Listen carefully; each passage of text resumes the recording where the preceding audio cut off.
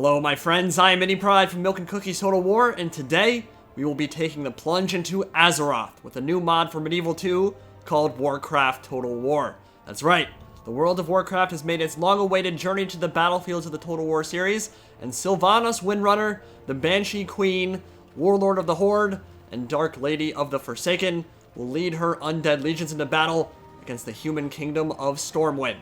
Sylvanas was a ranger general of the Elves before the Lich King Arthas invaded her kingdom and ripped the very soul from her body, transforming her into an undead banshee.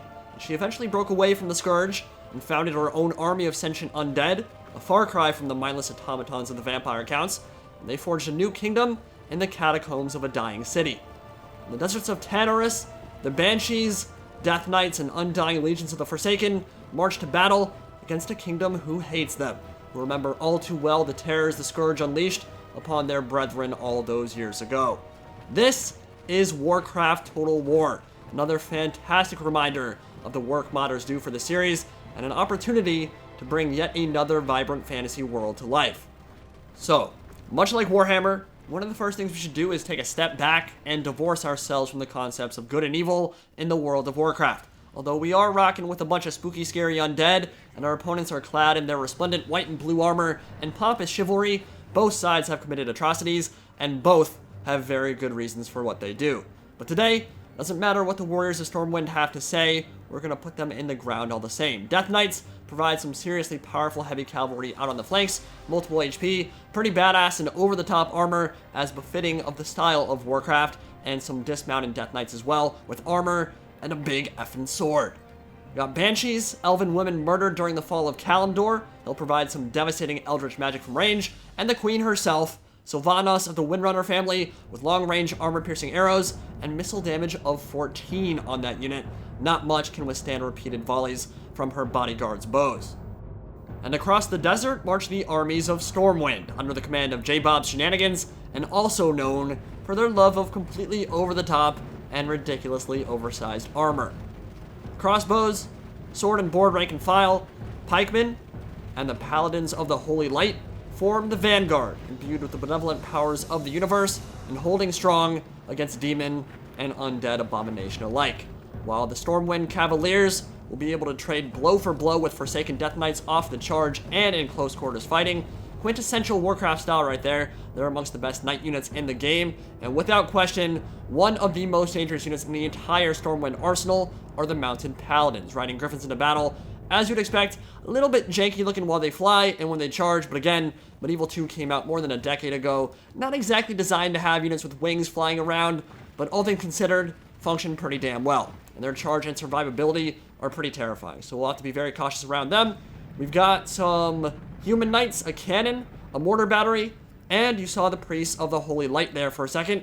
The other terrifying unit in this battle, whose holy flames can incinerate hordes of undead before they even close into close quarters fighting.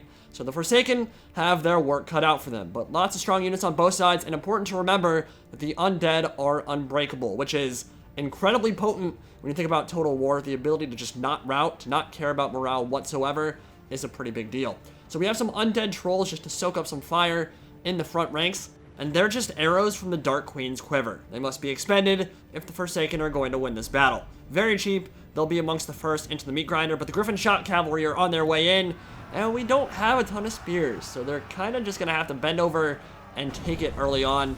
Frontal charges are still very potent. After all, this is still based off Medieval 2, but from what I've played so far, you can't just obliterate entire units with a single shot charge anymore, which I like, and we'll want to keep those Death Knights very close by so they can't get a free charge like that in again.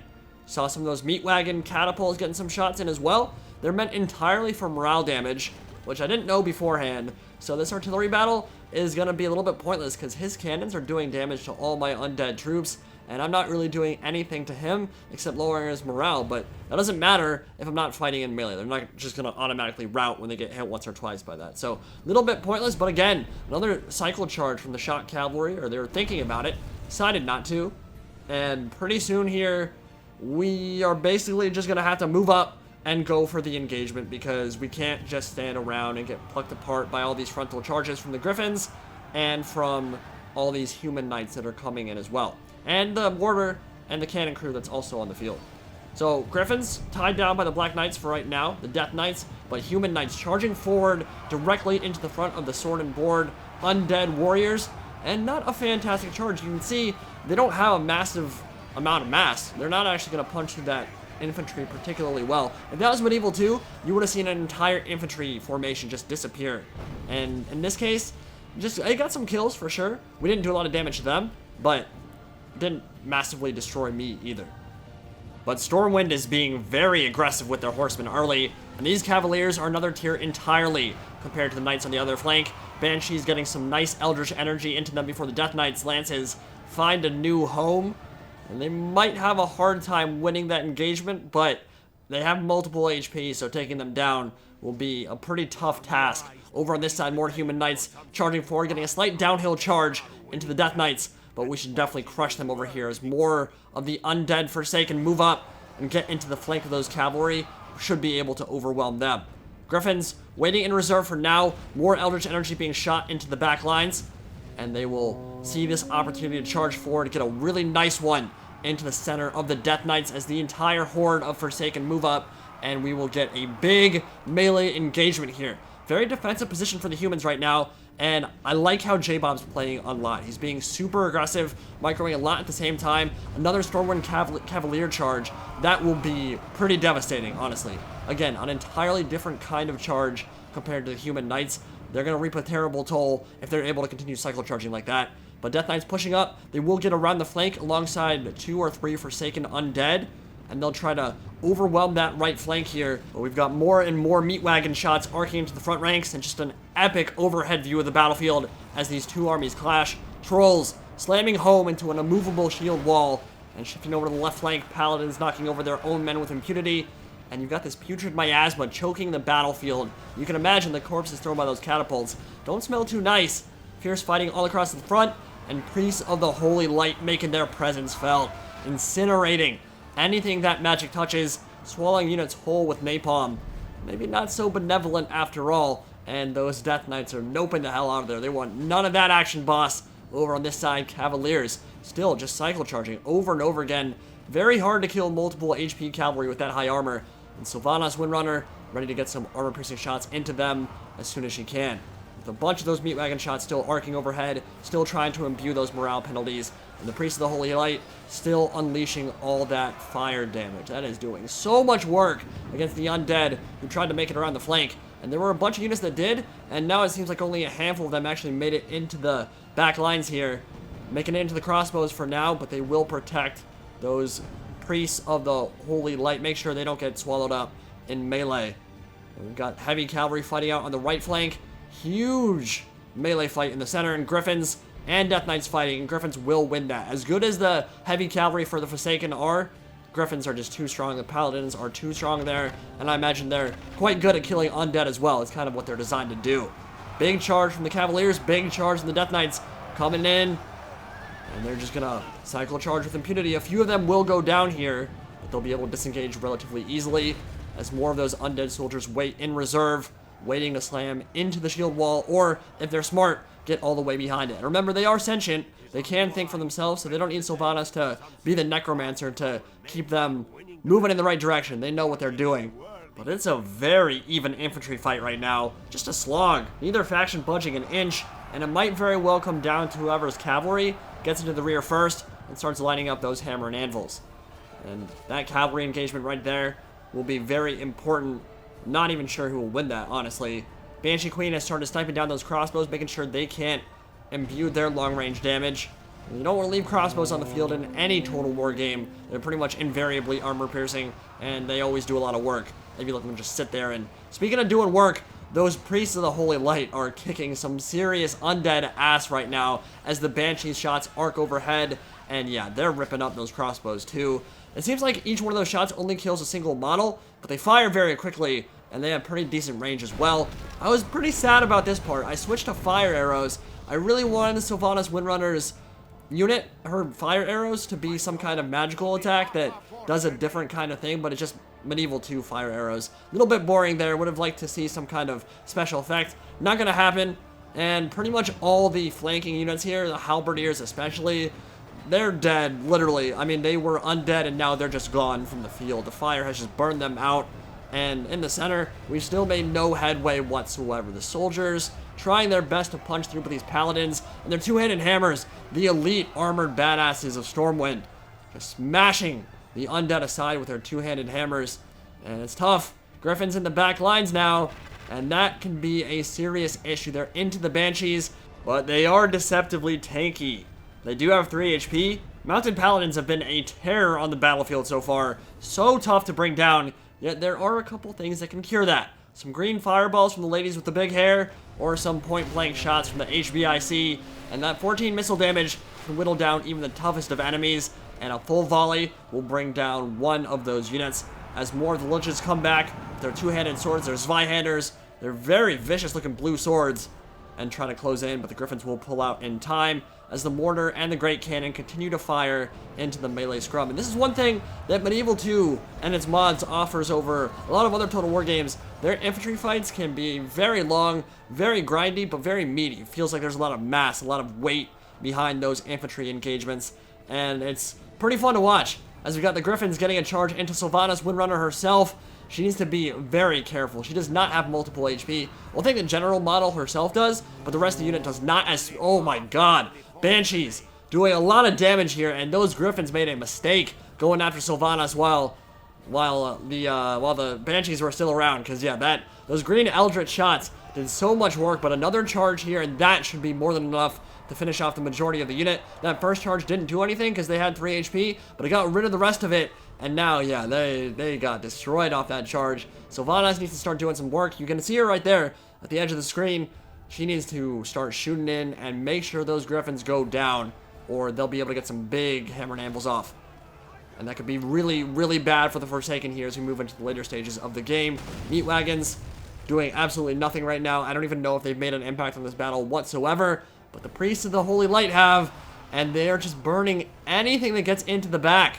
They haven't been able to fire over the heads of their own troops, really, but anything that gets free in the back lines has just been food for them, and they've already got to be up to like 200, 300 kills easily by this point. They've done a ton of work so far, and this is very bad for the Forsaken Death Knights, about as bad as it could possibly get. Griffins charging in from behind, and that will pretty much ensure that the Cavaliers will be free to wreak some havoc in the back of the Forsaken army. Because yeah, with a rear charge from the Griffins, I imagine they also deal armor-piercing damage, or at least very high melee attack and charge bonus. That's not a winnable engagement at this point.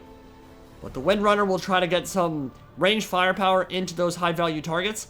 He doesn't have any support back here, but there are ways to mitigate incoming damage from charges from cavalry, from the Griffins. And one of the best ways is put it in loose formation, and then turn your flank as they charge. Start moving, and you can kind of make the charge miss a lot of its damage output. You can see it right here. Gonna get some kills, but not a massive amount, and the Banshees are actually still around. Still shooting those green fireballs into the middle of the Griffins, and still bringing down some of their riders. It is crazy how much I've invested in trying to kill them, though. Very tough. And in the center, it feels like the infantry fight has gone absolutely nowhere. They're still going at it. Still tons of troops on both sides. But if you need something to turn a grind in your favor, how's about dropping some napalm in the middle of an undead horde? Really nice move getting the casters around the flank there, where they can fire in. And those need to be dealt with ASAP, or they will melt your army. But very short range, very squishy. Means Sylvanas could have probably focused them earlier, and they wouldn't have made this kind of impact. But the Stormwind left flank is buckling, maybe in part due to some friendly fire morale penalties from those Order of the Holy Light. And oh man, that is the beginnings of a mass rout there as they continue to fire in and just continue to reap a terrible toll. But the infantry formations are beginning to crumble. They need those Cavaliers and Paladins to get into the thick of it right now. And here they come. Griffins with a rear charge into the back of the undead Forsaken Legions. And that'll maybe stop the bleeding here. But that was the definition of a chain rout. It just kind of radiated outwards from the left flank all the way down the line, and now the only thing still standing is the right flank as the Priests still trying to fire in, but the Banshees are now getting some shots into them as well and bringing a couple of them down with some powerful shots from range. And the infantry fight, which looked to be going so well for the Human Kingdom, is now not looking so good for them anymore. But battles are still relatively even right now, and it's mostly because the Griffins And the casters are still just absolutely eviscerating everything they touch. They won't go down. The Windrunner needs to do something about those griffins. She's been firing into them for a while. She has brought down quite a few of their number so far. Infantry just every time tries to close them down. A bunch of them just went down to a nice volley, point blank volley. You can see here at the edge there. Nice shot from her. And a couple more volleys. And each one of those kills, this is a big win. Feel a bit like a Hydra. You kill one, two more takes its place. I feel like every time I've killed one, I look back and there are more of them there. But it's just because you have to invest a lot to bring them down. I'd be very curious to see their kills. But here we go. We got some more infantry fighting. Most of the infantry in terms of the human soldiers, the pikemen and the swordsmen, have routed. It's the griffins and the paladins, the really elite shock infantry and cavalry that are still standing. And they've closed down the banshees here, who will try to get a couple point blank volleys. Not able to kill anything, and that might be the end of them. I can't imagine they're going to be able to get out of this. I cannot believe any of them are still alive, honestly, after that many charges.